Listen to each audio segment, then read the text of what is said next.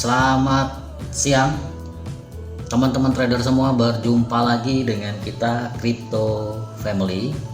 Hari ini tanggal 26 Mei 2021. Setelah beberapa hari kita memantau kondisi market, nah ini saatnya coba kita buat satu konten ya, untuk membahas perkembangan market kripto hari ini tanggal 26 Mei. Mudah-mudahan informasi ini berguna buat teman-teman. Jangan lupa subscribe, like, and comment. Oke, thank you. Oke, langsung aja teman-teman. Kita lihat dulu ya. Ini dari sisi fundamental dalam beberapa hari terakhir ini. Kita lihat apakah ada sentimen positif yang mengangkat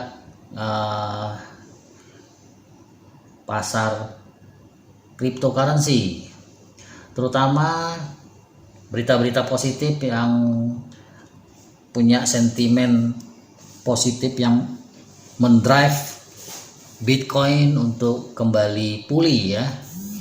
Karena mengapa ini saya ambil Bitcoin, karena memang kita ketahui bahwa Bitcoin menjadi rujukan utama untuk koin-koin lain. Maka disebut sebagai mother of crypto ya. Nah, kita lihat ini teman-teman. Ini ada di kompas.com tanggal 25 bulan 5 kemarin ya. Tweet Elon Musk kembali buat harga Bitcoin melambung. Nah, ini Elon Musk sebagai CEO of Tesla ya. Harga Bitcoin hari ini kembali melambung setelah sepekan terakhir merosot. Dikutip dari CoinDesk, harga Bitcoin hari ini berada di kisaran 38.718 dolar Amerika Serikat per koin, atau sekitar 522,69 juta rupiah dengan kurs 14.300 rupiah. Harga Bitcoin tersebut menguat 11,33% bila dibandingkan dengan waktu perdagangan yang sama di hari sebelumnya. Jadi setelah Elon Musk nge-tweet ya, akhirnya market merespon dengan cukup positif, sehingga ada kenaikan 11,33%. Itu untuk perdagangan tanggal 25 kemarin. Apa sih yang ditweet sama Elon Musk? Mungkin ini, coba kita lihat ya. Ia mengatakan telah melakukan perbincangan dengan para penambang Bitcoin di kawasan Amerika Utara. Para penambang tersebut mengatakan bakal mempublikasikan rencana mereka untuk melakukan penambangan Bitcoin dengan energi terbarukan. Jadi kemarin Elon Musk sempat menyatakan bahwa dia putus hubungan, bukan putus hubungan ya, apa boleh katakan tidak menerima Bitcoin dulu, karena Bitcoin, penambangan Bitcoin membutuhkan energi yang cukup besar sehingga merusak lingkungan. Nah, akhirnya Elon Musk melakukan pertemuan dengan para penambang Bitcoin di kawasan di Amerika Utara, dan mereka berjanji akan melakukan pembaruan energi ya untuk melakukan penambangan sehingga tidak mempunyai dampak lingkungan yang terlalu besar. Karena penambangan Bitcoin memang ya harus kita akui memang butuh energi listrik yang cukup besar sekali ya. Nah, ini yang menjadi kekhawatiran Elon Musk. Oke, ini yang dari Kompas ya tanggal 25. Coba kita lihat sekarang di newsbitcoin.com. Di sini kita lihat sebelah kanan ini ya, ini satu hari yang lalu. Ray Dalio buys Bitcoin despite saying government may ban cryptocurrency. Ya. Nah, ini Ray Dalio, mungkin teman-teman ada yang mengetahui bahwa dia adalah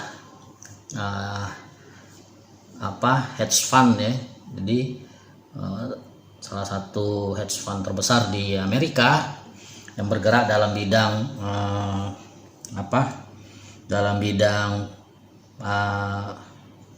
perdagangan, baik itu saham, mata uang ya, kemudian bond. Nah, sekarang dia menginformasikan bahwa Ray Dalio juga membeli Bitcoin ternyata. Nah, ini ya, ini 1 hari yang lalu ya, dilihat ada 10.000 pemirsa yang melihat Ray Dalio buy Bitcoin despite saying government may ban cryptocurrency. Jadi Ray Dalio juga membeli Bitcoin walaupun government juga ngeban ya, beberapa negara pemerintahan ngeban cryptocurrency.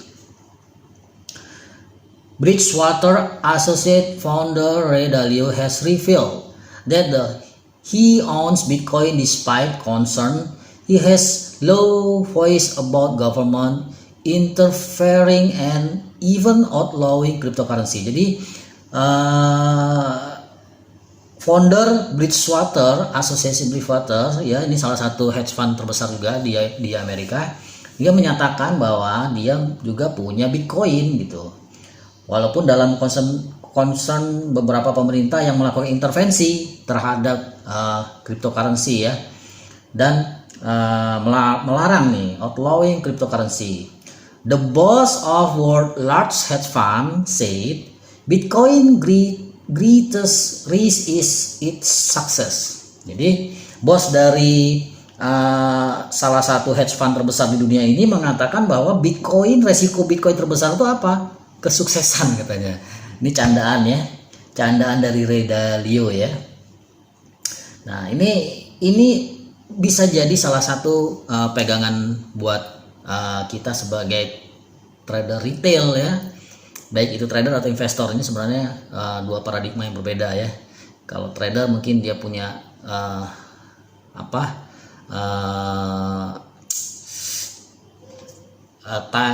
time of trade-nya itu kan nggak terlalu panjang gitu ya. Nah, kalau investor mungkin hal-hal seperti ini cukup jadi sumber untuk pengambilan keputusan. Tapi kalau trader itu lebih condong ke analisis teknikal. Ya, itu kalau trader ya. Lebih condong ke analisis teknikal. Nah, kalau investor mereka melihat dari long term ya, untuk jangka panjang. Nih kita lihat juga nih, Shark Tank's Kevin O'Leary expect flow of institutional money into Bitcoin when ESG standard are met ya. Nah, jadi Kevin O'Leary dari Shark Tank berharap ya akan banjir ya uang ke institusional masuk ke dalam pasar Bitcoin ketika ESG standar telah dipenuhi ya. ESG standar itu apa? Coba kita lihat di sini ya.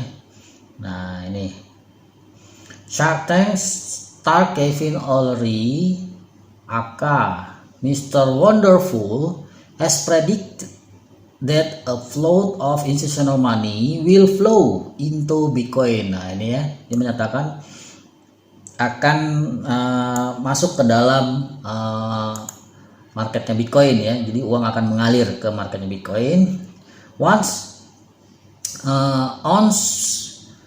miner have addressed that renewable energy and environmental, social, and governance issue. Nah, ESG itu yang ini, teman-teman. Jadi jika beberapa isu-isu yang berhubungan dengan pembaruan energi, ke sosial, ya, pemerintah itu terpenuhi, maka secara institusional, baik itu swasta, ya terutama swasta ya, itu akan membanjiri pasar Bitcoin gitu ya. Jadi ini juga menjadi dasar secara fundamental cukup positif ya, bahwa agar kita tidak menjadi satu ketakutan ya untuk melakukan investasi ataupun trading di cryptocurrency. Jadi beberapa sebelumnya saya sudah lakukan pembahasan juga mengapa terjadi dump ya kan. Kalau saya lihat memang ya cukup logis teman-teman, karena kalau suatu aset itu naik terus tanpa turun-turun ya itu kan juga menjadi nggak sehat ya. Nah, jadi ini menjadi kesempatan buat para investor besar untuk melakukan penyesuaian di portofolio mereka untuk melakukan pembelian kembali di harga yang lebih murah gitu.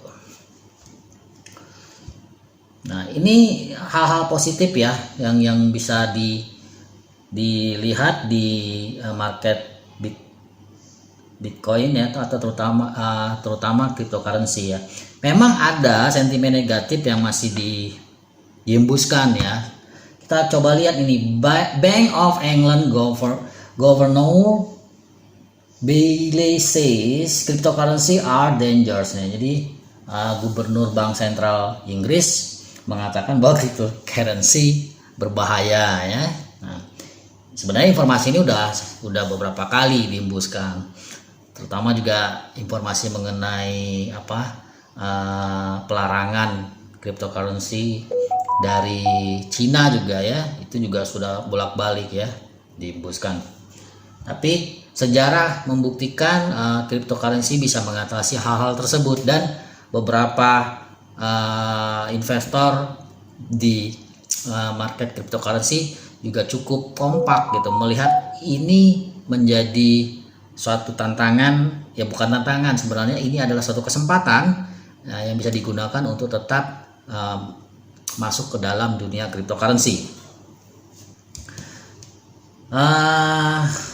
Oke teman-teman, itu sekilas ya informasi yang bisa kita pakai paling tidak sebagai dasar untuk pengambilan keputusan apakah market sudah mulai rebound ya, apakah sudah mulai pulih ya.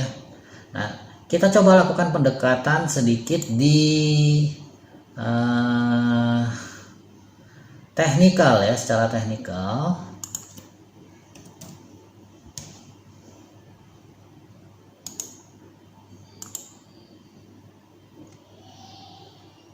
Nah, ini coba kita lihat.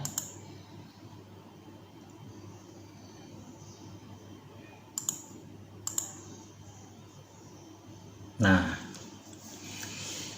ini secara teknikal teman-teman, ini terlihat harga paling rendah itu di 451 juta ya Bitcoin ya, 451 juta. Nah, ini dia sudah mulai naik turun di sini, artinya sudah mulai konsolidasi ya, dan candle-candle berwarna hijau sudah mulai kelihatan. Nah, artinya bisa jadi ini sebagai sinyal kondisi mulai perlahan-lahan pulih ya. Kalau kondisi Bitcoin perlahan-lahan pulih, otomatis mendrive beberapa altcoin untuk melakukan penyesuaian.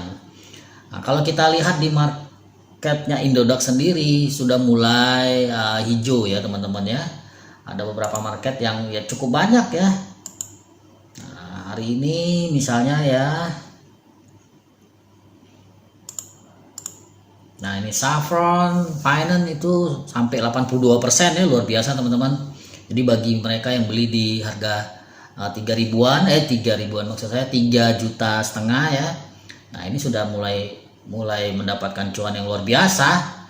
Nah, hal-hal seperti ini kadang-kadang nggak dibahas gitu loh di media mainstream. Lucu juga, jadi ketika terjadi dropping yang cukup banyak itu digembar-gemborkan. Nah, sekarang misalnya ada beberapa satu altcoin misalnya seperti Saffron ya, sekarang yang naik sampai 75%. Ini kondisi runningnya. Padahal ada kesempatan misalnya pada saat harga terendah kemarin di 3.500.000-an, sekarang naik sampai 10 juta, hampir 300%. Ini ya tidak digembar-gemborkan, ini yang lucu. Jadi ketika dia drop 50% itu booming ya, luar biasa bahwa ini berbahaya, kemudian investor segala macam lah, pokoknya hal-hal negatif digembar-gemborkan. Tapi ketika terjadi kenaikan ya, misal mencapai 100% lebih, ya itu nggak ada diinformasikan. Itu yang menurut saya agak kurang fair ya, agak kurang fair. Jadi dengan kapitalisasi perdagangan di cryptocurrency yang nilainya sudah luar biasa gitu ya, triliunan dolar ya, ini agak sulit untuk membuat negara melarang ya. Dan lagi institusi-institusi besar sudah mulai masuk melakukan penyesuaian balancing mereka itu dalam bentuk cryptocurrency. Jadi bukan yang receh-receh ya. Jadi institusi besar sudah masuk yang melakukan penyesuaian balancing mereka ya, keuangan mereka itu dalam bentuk cryptocurrency, karena mereka melihat cryptocurrency ini adalah aset masa depan. Karena dia berbasis teknologi gitu ya. Bukan seperti money game atau apa ya, karena dia ada teknologinya.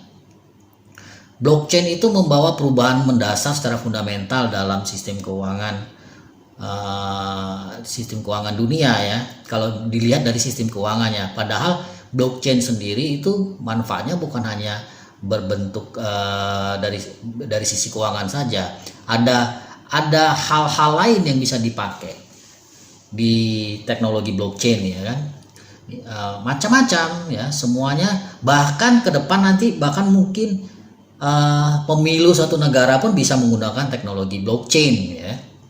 Tinggal tunggu waktu aja gitu. Jadi semua transparan, nggak bisa dibohongi ya. Itu saya mendorong ya, mudah-mudahan pemerintah kita melirik ini satu kesempatan yang bagus. Kalau memang menginginkan perubahan ya kita pemilu ya kita pakai teknologi blockchain. Jadi negara kita bisa jauh lebih transparan ya, kemudian menghindari yang namanya kecurangan gitu ya. Nah itu bisa digunakan tuh teknologi blockchain. Jadi teknologi blockchain itu karena sudah mendunia ya, ini agak susah sudah dicegah, karena memang hal positifnya jauh lebih besar gitu teman-teman. Nah itu ya salah satu informasi penting ya dari blockchain ya. Nah kalau dilihat dari secara teknikal juga hari ini juga sudah mulai naik ya. Running Bitcoin di 580 juta teman-teman, terendah hari ini di 559 juta. Nah, kalau terjadi rebound, prediksi saya terdekat di 640 jutaan ya. Kemudian lanjut ke 727 jutaan. Setelah itu loss udah ini menuju ke resisten 840 juta. Gitu. Ini tahap-tahapannya kurang lebih seperti itu ya, teman-teman ya. Jadi yang terdekat di 640 jutaan. Nah, ini juga mendorong beberapa altcoin ya mulai naik ya. Itu. Untuk analisa teknikal beberapa altcoin mungkin teman-teman bisa coba lihat sendiri ya, kira-kira mana yang potensial untuk dibeli, kemudian dilakukan trading atau dilakukan investasi. Dan yang paling penting resikonya tetap terjaga, apapun bentuknya resiko itu tetap ada. Jadi jangan melihat potensi keuntungannya aja, tapi tetap berantisipasi terhadap resiko yang terjadi ke depan. Gitu. Oke teman-teman, mudah-mudahan informasi ini berguna buat teman-teman trader semua seluruh Indonesia. Kita doakan mudah-mudahan trader kripto tetap berjaya, profit, dan tetap terus semangat teman-teman ya. Oke, salam profit dari cryptocurrency. Thank you.